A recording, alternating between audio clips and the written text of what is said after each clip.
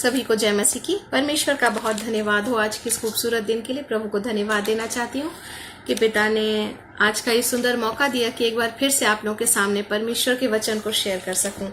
आज जो हमारे डिस्कशन का जो विषय है वो बहुत ही इंटरेस्टिंग है और आज हम लोग एक बाइबल में परमेश्वर की एक महिला के बारे में, बाइबल के अंदर हम उनके बारे में पाते हैं। आज हम उनके बारे में परमेश्वर के वचन में से मनन करने जा रहे हैं। और यूं तो आप देखिए तो हमें बाइबल के अंदर में बहुत सारे लोग, बहुत लोग तो नहीं बोलूंगी, महिलाएं मिल जाती हैं जो परमेश्वर की सेवा में, चाहे पुराने नियम देख लीजिए या नए नियम देख लीजिए, लेकिन हम बहुत ही उत्पत्ति के बाद से अगर हम देखते हैं तो बहुत सारी ऐसी स्त्रियों का वर्णन हम पाते हैं परमेश्वर के वचन में। और लेकिन आज जिनके बारे में हम बात करने वाले हैं उनकी बहुत कुछ खास विशेषता भी है जिसके बारे में हम लोग चर्चा करेंगे। और आज जिनके बारे में हम लोग बात करने वाले हैं वो है रूथ। जी हाँ, रूथ एक बहुत ही अच्छी विश्वासी की झलक को हमारे सामने दिखला दी। आज हम लोग उनके विषय में कुछ बातों को देखेंगे। और एक बहुत अच्छा विश्वासी अगर आप देखते हैं क्या खूबियां होती हैं एक स्त्री के अंदर, एक अच्छी विश्वासी के अंदर, आज हम लोग उस विषय में चर्चा करने वाले हैं। और अगर हम लोग रूथ के बारे में बात करते हैं तो सबसे पहले हम उसका अर्थ देखते हैं। तो रूथ के बारे में अगर हम देखते हैं, पहला रूथ की पुस्तक, उसका पहला अध्याय, उसका 16 पद, पर उसमें जाने से पहले हम लोग रूथ का अर्थ क्या होता है ये जान लेते हैं। रूथ का अर्थ होता है सहेली। कितना खूबसूरत इसका मीनिंग है सचमुच। और अगर हम रूथ के जीवन को अगर हमने पढ़ा है, और मैं विश्वास करती हूँ हम सबने रूथ के बारे में पढ़ा हुआ है, तो हम जानते हैं कि रूथ सचमुच एक सहेली के समान ही दिखाई देती हैं वचन के अंदर में। और उनकी कुछ अच्छे विश्वासियों की अगर झलक के बारे में हम बात करते हैं तो मुझे एक वचन याद आता है, पहला रूथ का पहले फर्स्ट चैप्टर, उसका 16 अध्याय, उसमें लिखा हुआ है।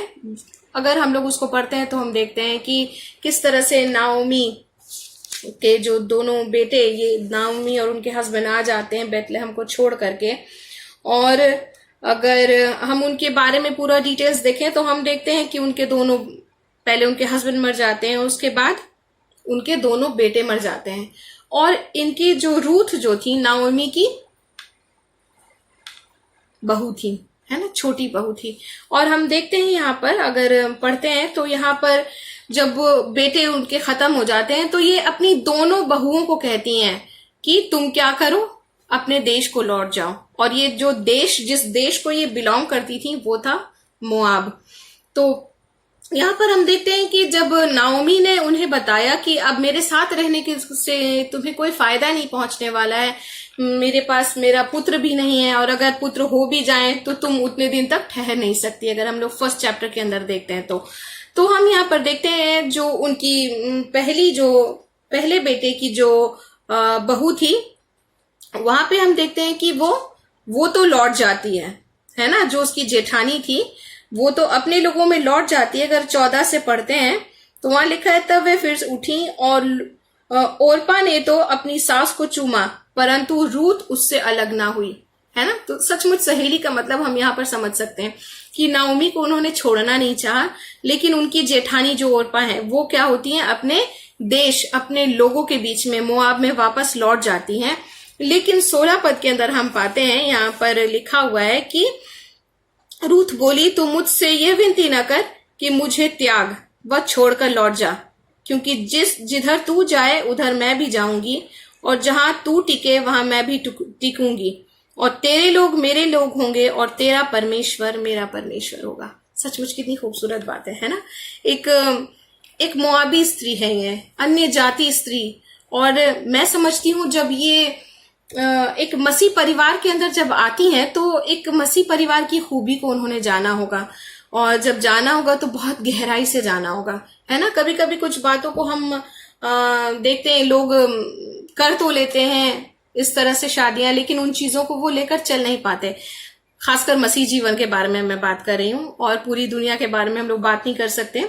तो यहाँ हम देखते हैं कि कितनी प्यारी बात रूथ ने अपनी सास नाओमी से कहा है कि तेरे लोग क्या होंगे, मेरे लोग होंगे। और उससे भी उत्तम बात यह है कि उन्होंने कहा कि तेरा परमेश्वर मेरा परमेश्वर होगा। तो सचमुच ये बहुत ही खूबसूरत बात हम लोग रूथ के जीवन में देखते हैं। और दूसरी चीज, अगर हम रूथ के जीवन के बारे में बात करते हैं, तो जब वो अपने सास के साथ चलने का फैसला लेती हैं, तो वहां पर हम देखते हैं, और उन्होंने अकेला नहीं छोड़ा, बिल्कुल जो उनका नाम है, बिल्कुल नाम के मुताबिक ही उन्होंने अपने उस कैरेक्टर को वहां पर प्रेजेंट किया है, एक सहेली के समान, है ना। वो जानती थी अगर मैं इन्हें छोड़ दूंगी तो ये क्या है, पूरी तरह से अकेली हो जाएंगी। तो यहाँ पर हम देखते हैं कि उन्होंने अपनी सास को अकेला नहीं छोड़ा, और जब अकेला नहीं छोड़ा, उसके साथ साथ बहुत सारी उन्होंने आर्थिक तंगियों का भी सामना किया होगा। पर आज हम लोग कुछ विषय के बारे में चर्चा करेंगे कि आखिर वो कौन सी बातें थी कि इतनी सारी प्रतिकूल परिस्थितियों में भी रूथ जयवंत हुई। आज हम लोग उन परिस्थितियों के बारे में चर्चा करने वाले हैं। तो अगर हमारे सामने सवाल ये खड़ा होता है कि आखिर वो कौन सी इतनी सारी प्रतिकूल परिस्थितियां थी लेकिन फिर भी रूथ जयवंत हुई, तो वो कौन कौन सी बातें रही होंगी। तो सबसे पहले हमने पहले ही देख लिया कि उन्होंने क्या किया, परमेश्वर को चुना। जी हाँ, जिसने परमेश्वर को चुना है उसने समझ लीजिए जीवन को पा लिया, और रूथ ने भी जीवन को पा लिया। तो वो इस बात को समझ चुकी थी कि जो इजराइल का परमेश्वर है वही सच्चा परमेश्वर है। तो सबसे बड़ी बात उनके अंदर हम देखते हैं कि उन्होंने परमेश्वर को चुना है, और रूथ ने अपनी जिंदगी में सबसे पहला स्थान परमेश्वर को दिया। तो ये एक विश्वासी के जीवन में सबसे ज्यादा हम बोल सकते हैं ऊपर उठने की सबसे बड़ी वजह यही होती है, जयवंत होने की सबसे बड़ी वजह यही है। और अगर हम देखते हैं उनकी जेठानी के बारे में, दोनों एक ही देश से बिलोंग कर रही हैं, तो यहाँ देखते हैं कि हम ओरपा ने जिस तरह से अपने देश मोआब को चुना, अपने लोगों को चुना, अपनी जाति को चुना, और उसी जाति में और उस धन संपत्ति और आरामदायक जिंदगी को चुना, है ना।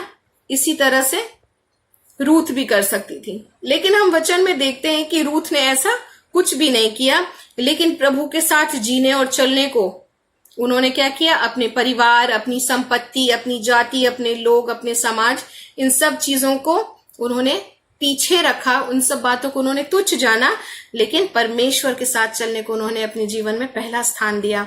और जैसा कि परमेश्वर का वचन हमें मरकुस उसका 30 पद में, 12 अध्याय उसका 30 पद में कहता है कि तू अपने परमेश्वर यहोवा से सारे मन और अपने सारे प्राण से और अपनी सारी बुद्धि से और अपनी सारी शक्ति से प्रेम करना। तो जी हाँ, हम यहाँ देखते हैं कि इतनी सारी बातें, इतनी सारी सिचुएशन होने के बाद भी अगर रूथ चाहती तो ओरपा के समान अपने लोगों के बीच में जा सकती थी। उन्हें बहुत सारी तंगियों का सामना नहीं करना पड़ता, शायद बहुत अच्छी जगह वो शादी ब्याह कर सकती थी, लेकिन उन्होंने जीवित परमेश्वर को चुन लिया था। और जब जीवित परमेश्वर हमारे जीवन में आ जाते हैं तो हम जानते हैं ये सारी बातें, संसार की बातें हमारे लिए क्या हो जाती हैं, बिल्कुल बेईमानी सी हो जाती हैं। तो यहाँ पर हम रूथ के अंदर इस खूबसूरत बात को देखते हैं। और उन्होंने कुछ बातों को जो किया अपने जीवन में, उसके ऊपर तो ध्यान देना बहुत ही ज्यादा जरूरी हो जाता है, क्योंकि एक बहुत ही अच्छी विश्वासी स्त्री की चरित्र को दिखलाता है, बहुत ही अच्छी विश्वासी स्त्री की झलक को दिखलाता है रूथ का जीवन। और सबसे अच्छी बात क्या थी कि उनकी छवि जो थी, उनकी जो इमेज थी, वो उन लोगों के बीच में क्या थी, बहुत ही अच्छी थी। और अब जब हम देखते हैं कि नाओमी लौट आई हैं अपने जगह पर, अपने देश में, तो अब ये तो सच है कि उनकी लाइफ में, उनके जीवन में काम करने वाला कोई भी नहीं है। तो अब यकीनन काम तो रूथ को ही करना है। तो यहाँ पर हम देखते हैं जब वो काम करने के स्थान पर जा रही हैं, खेत में काम करने के लिए जा रही हैं, तो जिन खेतों में वो कड़ी मेहनत खेतों में जो काम करती थी स्त्रियां, उनमें से वो एक ऐसी स्त्री थी जो बहुत ही कड़ी मेहनत करने वाली स्त्री थी। और एक सबसे उत्तम बात अगर हम उनके बारे में बात करते हैं तो क्या है, जब खेतों में खाने के लिए लोगों को मिलता था तो वो क्या करती थी, ऐसा नहीं कि उन्होंने खुद के पेट की सिर्फ चिंता की, एक सचमुच अच्छी सहेली की तरह अपनी सास की भी चिंता उन्होंने की, और जो चीजें उन्हें खाने के लिए मिला करती थी खेत के अंदर में, उसको वो अपने सास के लिए भी ले जाया करती थी। अब मैं समझती हूँ अगर हम रिश्तों के हिसाब से देखें तो वो उनकी सास थी, लेकिन जो उन्होंने चुनाव कर लिया था कि उनके साथ उनको रहना है, वो बिल्कुल माँ की तरह उनके लिए बन चुकी थी।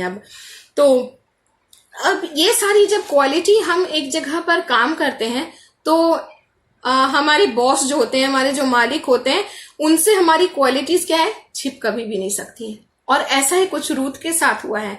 यहाँ पर हम देखते हैं कि रूथ जो जिस मालिक के यहाँ काम करती थी वो बोआज नाम था उनका, और वो क्या देख रहे हैं, उनकी गहराइयों को, उनके स्वभाव की गहराई को क्या करने लगे थे, अब बोआज देखने लगे थे। और उस जो कठिन परिश्रम रूथ ने खेत के अंदर में किया, ऐसा लगता है जैसे कि बहुत ही मन लगाकर काम करने वाली स्त्री थी। तो इस चीज को भी बोआज जो है वो बहुत ही ज्यादा पसंद करते थे और उनके परिश्रम से खुश थे। और परमेश्वर का वचन भी हमें इस बारे में याद दिलाता है। अगर हम प्रोवर्ब्स उसका 22 अध्याय और 1 पद देखते हैं तो वहां लिखा हुआ है, बड़े धन से अच्छा नाम अधिक चाहने योग्य है। बड़े धन से अच्छा नाम अधिक चाहने योग्य है। जी हाँ, तो हम देखते हैं कि भले ही रूथ धनी नहीं थी, भले ही रूथ को बहुत कड़ी मेहनत करनी पड़ रही थी, लेकिन एक अच्छा नाम अपने कार्य क्षेत्र में जब एक विश्वासी कमा लेता है, मैं बहुत सारे विश्वासियों के जीवन को देखती हूँ और जब उन्हें फ्लोरिश होते हुए देखती हूँ, उनके कामों में आगे बढ़ते हुए देखती हूँ, जब ये देखती हूँ कि पूरे लोगों के भीड़ में और काफी पुराने समय रहने वाले लोगों के बीच में भी जब आपको लोग देखते हैं और कहते हैं कि ये क्या है, ईमानदार व्यक्ति है, ये जिम्मेदार व्यक्ति, इसे काम देने योग्य है, कोई भी बड़ा काम इसे देंगे तो ये करने में सक्षम है।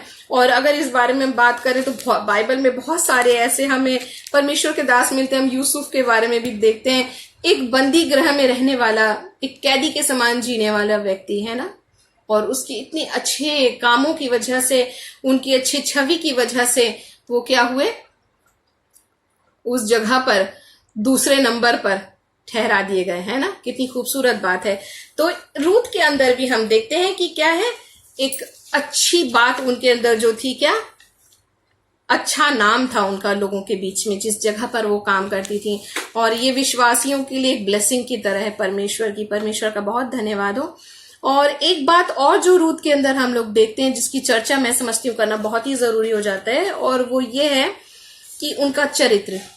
अब देखिए, जब नाओमी के रूथ के बारे में जब हम पढ़ते हैं तो रूथ क्या है, यंग लेडी है ना, और जिस जगह पे वो काम कर रही हैं तो यकीनन वहां पर बहुत सारे उनके साथ पुरुष भी काम करने वाले होंगे, है ना। तो मुझे ऐसा लगता है कि बोआज जो थे, रूथ के इन कैरेक्टर्स को क्या नजदीक से तो नहीं मगर दूर से भांपते रहते होंगे। और अगर आप बात करें तो बॉस की जो नजरें होती हैं वो तो वैसे भी बड़ी तेज होती हैं कि उनका कौन सा एम्प्लॉय कैसे काम कर रहा है, वो कैसे रिएक्ट करता है किस सिचुएशन में। तो मैं समझती हूँ यहाँ पर भी कुछ ऐसा हो रहा है। और हम देखते हैं उनका चरित्र जो है वो बहुत ही स्ट्रांग था, बहुत ही स्ट्रांग कैरेक्टर की एक वुमेन थी वो। और एक कम उम्र की एक जवान स्त्री होने के नाते जब वो खेत में काम करने जा रही हैं तो यकीनन वो बहुत सारे लोगों से घिरी हुई हैं और बहुत सारे लोगों के बीच में, उन्हें पुरुषों के बीच में भी काम करना पड़ा। लेकिन एक सबसे अच्छी बात हम देखते हैं कि जब वो परमेश्वर से प्रेम करती हैं तो उनकी सारी बातें परमेश्वर की ही बातों को अपने जीवन में वो रखती हैं, यानी वो अपने नैतिक जीवन में बहुत ही मजबूत स्त्री थी, है ना। और हम देखते हैं कि उनकी इस चरित्र का जो उत्तम चरित्र का हम कह सकते हैं प्रभाव जो है वहां पर उसको देखने वाले मालिक के ऊपर भी काफी पड़ा। तो ये सबसे अच्छी बात है। एक जैसे मैंने अभी से पहले भी हम लोगों ने संयम में पढ़ा था कि पवित्रता एक विश्वासी के जीवन की बहुत ही ऊपर ले जाने वाली बात है, बहुत ही उत्तम बातों में से एक है एक विश्वासी के जीवन में उसका गुड कैरेक्टर। तो यहाँ पर हम रूथ के जीवन में भी बिल्कुल वही चीज पाते हैं। और प्रोवर्ब्स में एक बहुत ही खूबसूरत वचन लिखा है, मुझे वो वचन बहुत प्यारा लगता है। अगर हम लोग नीति वचन उसका 11 अध्याय उसका 16 पद पढ़ते हैं तो वहां लिखा हुआ है, अनुग्रह करने वाली स्त्री प्रतिष्ठा नहीं खोती है। कितनी प्यारी बात है। तो हम रूथ के कैरेक्टर को देखते हैं कि सचमुच बहुत ही एक मोआबी स्त्री होने के नाते, अगर हम एक मोआबी स्त्री होने के नाते उनके जीवन को देखें, कन्या जाति स्त्री होने के नाते देखें, तो ये सारी क्वालिटीज उनके अंदर पाना बहुत ही हैरानी की बात है। मगर हम अब हैरान नहीं होते हैं क्योंकि उन्होंने अपने जीवन में परमेश्वर को पहला स्थान दिया था। तो परमेश्वर को पहला स्थान देने वाली स्त्री हो या कोई भी विश्वासी हो, ये तो लिखित है कि वो इन सारी परिस्थितियों में परमेश्वर उन्हें जयवंत बनाते हैं। तो अब एक बात हम और भी देखते हैं, जब रूत एक अन्य जाति स्त्री है, लेकिन एक बहुत ही यूनिक बात हम परमेश्वर के वचन में पाते हैं। हम लोग अगर रूत उसका 4 अध्याय और उसका 22 पद देखें तो बहुत ही अच्छा लिखा हुआ है। मेरे ख्याल से आप सबने उसे पढ़ा हुआ है। और जब इस बारे में हम लोग स्टडी कर रहे थे तो बहुत ही अच्छा महसूस मुझे हुआ कि सचमुच कितनी एक मोआबी स्त्री, अगर आप मोआब के बारे में बात करें, अगर आपने मोआब की उत्पत्ति के बारे में बाइबल के अंदर में पढ़ा है तो मैं आपको बतला दूं, मोआब एक बहुत अच्छी बात को या उनकी जो जाति का आना कोई बहुत अच्छे वे में नहीं हुआ था। अगर आपने और हमने बाइबल पढ़ी है तो हम मोआब के बारे में जानते हैं कि वो किस तरह से वो जाति उत्पन्न हुई थी। तो वो कोई परमेश्वर के प्लान के हिसाब से होने वाला काम नहीं था, और ऐसा काम तो परमेश्वर कभी पसंद भी नहीं करते। तो लेकिन ये एक ऐसी मोआबी जाति से आती हैं जिसके विषय में अगर हम लोग व्यवस्था विवरण उसका 23 अध्याय पढ़ें और 23 का 3 में लिखा हुआ है कि कोई भी अम्मोनी और मोआबी यहोवा की सभा में आने ना पाए, उसकी 10वीं पीढ़ी तक कोई यहोवा की सभा में ना आने पाए। इनका कुछ वजह भी थी, उन्होंने इजराइलियों के साथ बुरा व्यवहार किया था और श्राप देने के लिए भेजा गया था इजरायली जाति को। तो ये सारी वजहें थी। तो मोआब अगर जाति के बारे में बात करते हैं तो बहुत अच्छी बातें हमें बाइबल में पढ़ने को मोआब के बारे में नहीं मिलती हैं, मोआब की जातियों के बारे में नहीं मिलती है। इसलिए परमेश्वर का वचन भी हमें यही बतलाता है। लेकिन एक मोआबी स्त्री है ना, एक मोआबी स्त्री जो है, अगर रूत उसका 4 उसका 22 पढ़ते हैं हम तो यहाँ हम देखते हैं, और ओबेद से यीशे और यीशे से दाऊद उत्पन्न हुआ। अगर हम लोग 18 देखते हैं 19, और हेब्रोन से राम, और राम से अमीनादाब, और अमीनादाब से नाशोन, और नाशोन से सलमोन, और सलमोन से बोअज, जिनके बारे में भी हमने बात की। बोअज और बोअज से ओबेद, और ओबेद से यीशे, और यीशे से दाऊद उत्पन्न हुए।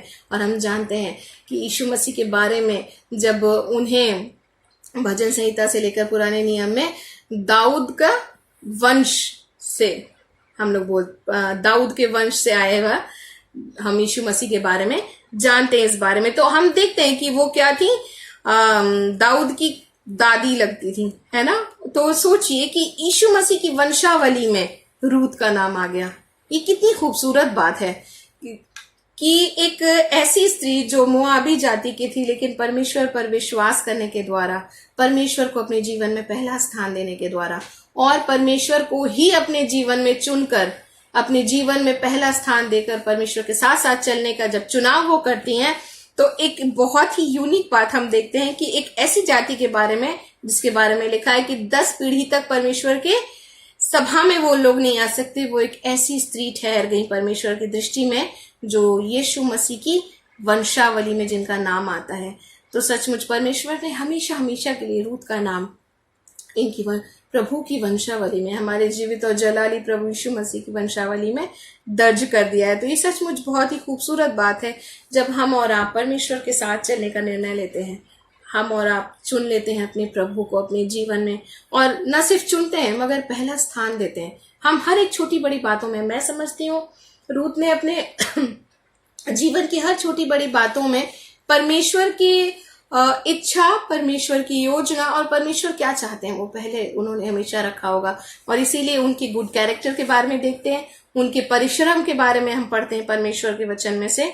तो इस तरह से हम देख सकते हैं कि रूत का जीवन में प्रभु का पहला स्थान दिया जाना, प्रभु को अपने जीवन में पहला स्थान रखने से उनके जीवन में कितनी बड़ी आशीष आई, है ना। और न सिर्फ आशीष आई, जबकि हमेशा हमेशा के लिए रूत का नाम परमेश्वर के वचन में, पवित्र शास्त्र में दर्ज कर दिया गया, और दर्ज भी किया गया। तो हम देखते हैं यीशु मसीह की वंशावली के अंदर में उनका नाम दर्ज होता है। यूं तो बहुत सारी स्त्रियां हैं, हम लोग दबोरा के बारे में पढ़ते हैं, मगर हर एक स्त्रियों का परमेश्वर ने अपने अलग तरह से सेवा ली। लेकिन ये जो एक बात हम रूत के जीवन में देखते हैं, तो मुझे पर्सनली भी रूत के जीवन में इन बातों को जब देखते हैं तो सचमुच अगर परमेश्वर को हम चुनते हैं तो परमेश्वर कैसे हम लोग गाते हैं ना, शून्य से लेकर तूने मुझे रच लिया अपने रूप में।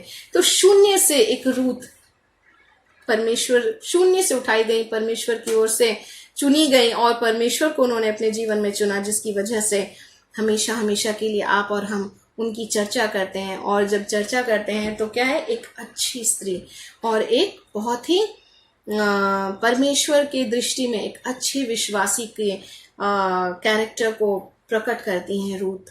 तो मैं परमेश्वर को बहुत धन्यवाद देना चाहती हूँ कि परमेश्वर ने वचन के अंदर में स्त्री को निर्बल पात्र तो बोला है, लेकिन उसे इज्जत दी जाए इसीलिए बोला गया है। और मगर परमेश्वर ने स्त्रियों को भी क्या पीछे नहीं छोड़ा। हमारे प्रभु ने स्त्रियों के द्वारा भी बहुत ही बड़े बड़े काम लिए और उनके जीवन से महिमा ली है। मैं परमेश्वर को बहुत धन्यवाद देना चाहती हूँ। हम बहनें खासकर अपने लिए प्रार्थना करते रहें कि जिस तरह से प्रभु ने रूथ को इस्तेमाल किया, जिस तरह से प्रभु ने मरियम को इस्तेमाल किया, जिस तरह से प्रभु ने दबोरा को इस्तेमाल किया, उसी तरह से परमेश्वर आपको और मुझको भी इसी तरह से अपनी महिमा और सेवा के लिए इस्तेमाल करते रहें।